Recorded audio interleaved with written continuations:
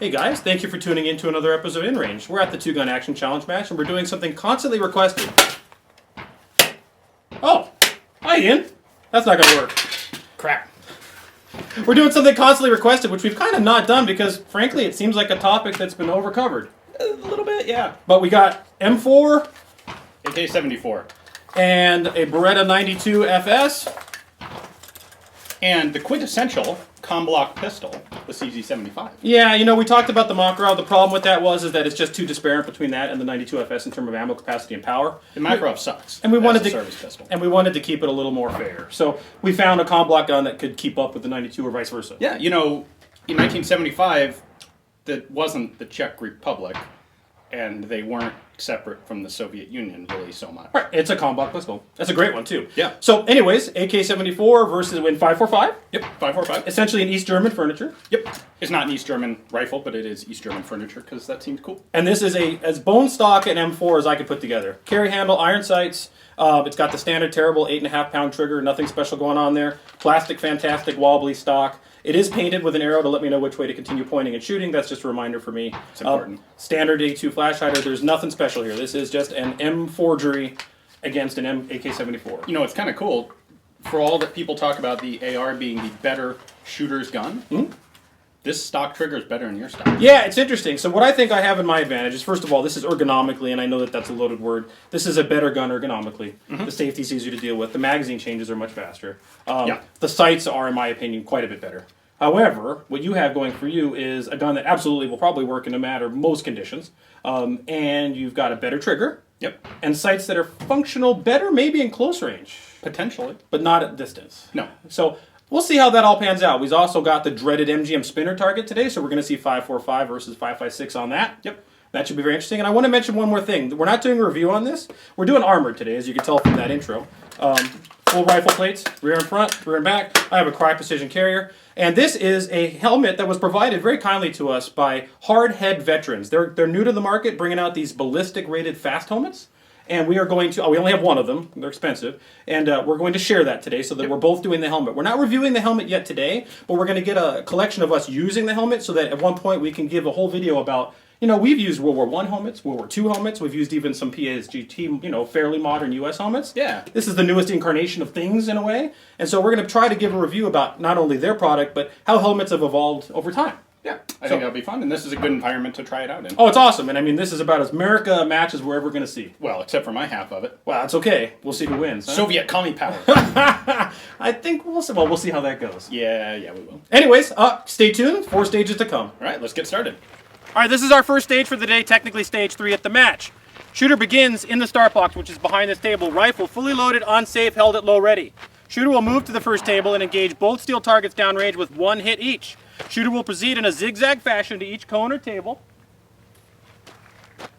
getting 1 hit on each steel from each position until they have completed all 10 hits or time runs out. Moving to a cone or table means being within 1 yard of that position while firing. Anything less than 10 hits is scored as a miss, and there's a 90-second par time. We have 2 targets behind us that are mini Qs, one at 150 and one at about 100. So there it is. Stand by. What I really need to do is aim for his kneecaps. Hit.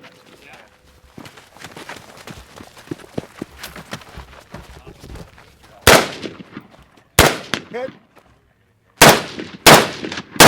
Hit. Hit.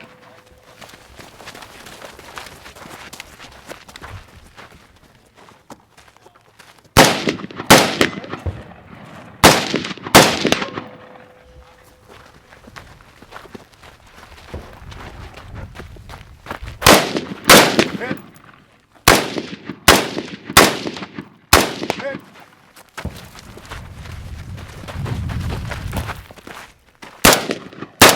Hit. You got it.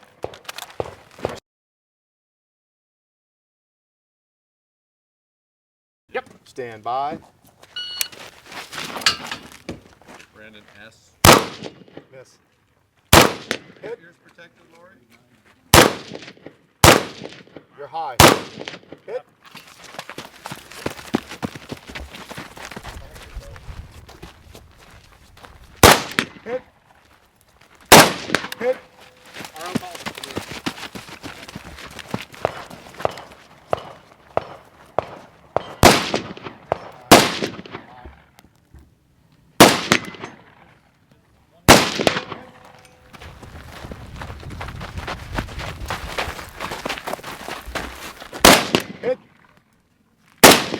Miss. High.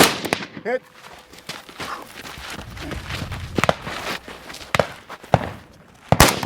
High. Hit. Hit. Nice job. Woo! All right. Let's go.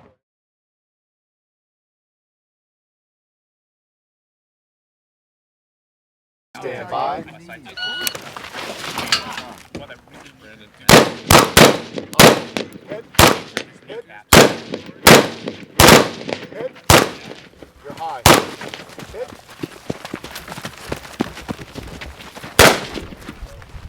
Hit. Hit. Hit. Hit.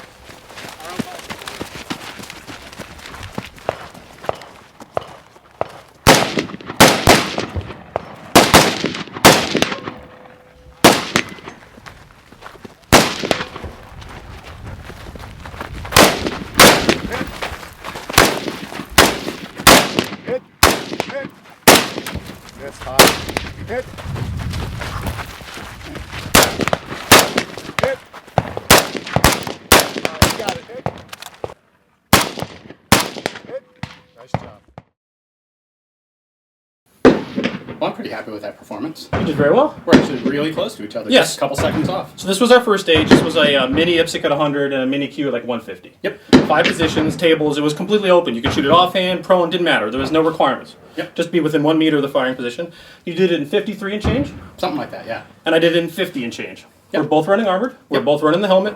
You were using AK74. I was using the M4 carbine with, frankly, as I've said before, GI, basic, nothing fancy. they're really comparable guns. Yeah. One thing that I really like about this, and I don't shoot a lot of this small bore modern caliber stuff. Right. What's cool about this thing is I was able to just basically take a what the hell, why not shot every time as I was getting the sights on target. When you're not worried about a no shoot down range, when you get to a firing position, when you have 30 round magazine with no recoil, a hallelujah shot makes sense. And a couple of mine actually hit. Yes, there's 2 reasons for this. At a match, it makes sense because you might have enough of a sight picture to get a hit. Yep. In reality, a round that doesn't hit that's nearby is suppression. Yep. So when you get a position, fire. One of the best things you can do is, as long as you know you're not worried about something else downrange, the minute you're in your firing position, pull the trigger. I mean, not haphazardly, but in the range of the target. Right. Round, it might hit, you might get lucky, and if it didn't hit, you might suppress a real enemy. Right. So, And if that round misses, because, I mean, 5.56, yes, but even more so with 5.45, there's just no recoil to it. I can immediately bring the sights better on target and make a shot that will hit. and you and me to some degree, but more than anyone, can state how important and how much that's changed warfare in terms of the old guns we use here. You bring up an M1 Garand, which is a great rifle. You fire one shot, your sight picture's gone. Right. You need to reacquire a sight picture, and by that time, these aren't static targets. In real world, that target's probably gone. Right. With this thing, you could literally, and I missed a lot of shots, I don't care. I bring the gun up, I go boom, boom, boom, boom, dink, boom, boom, boom, boom, dink. Who cares? It doesn't matter. I got 30 of them, and I got more. Now, obviously, ammo supply is a concern in the real world, but for getting hits, these 22 caliber rifle cartridges work. Yeah. Yeah. So- You don't have to make every shot count. Not- It's nice to do it, but you don't actually you don't have the imperative like you do with a 30 cal. That's the goal. Make every shot count is the goal. And if you're down on ammo, of course. But when that's not a concern, as much of a concern, pull the trigger. And you know what? No matter how accurate of a shooter you are, there is always that time when your sights aren't quite on the target. Mm-hmm. Maybe it takes you 2 seconds to get a good sight picture, and you can fire at 1. Maybe you're a fantastic grandmaster, super elite ninja shooter, and it takes you 1/10 of a second to get on target. You can still shoot it 50 thousandths. That's true. And off the top of my head, the one other thing I'll add to this, and we're done with the shooting part. First use of the helmet, Yeah. I didn't even notice was there. See, I did because I have kind of more of a chin weld with the AK, and I hadn't really thought about it, and the chin strap was actually sitting and raising my cheek weld. Oh, okay, so what I was going to say is that this helmet, of all the helmets I've dealt with, this felt like it wasn't there. Now, beyond that, other than that chin strap, I would totally agree.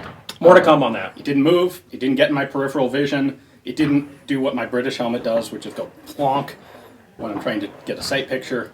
Yeah, I like that thing. And it'll stop a 9mm to your nugget. Yeah, or And your it- head, depending on where you're wearing it. Right. More on the helmet later, but just wanted to I'm going to get our little blurbs on that as we move through the match. Yeah. Cool. All right, let's move on to stage 2. Stage 2.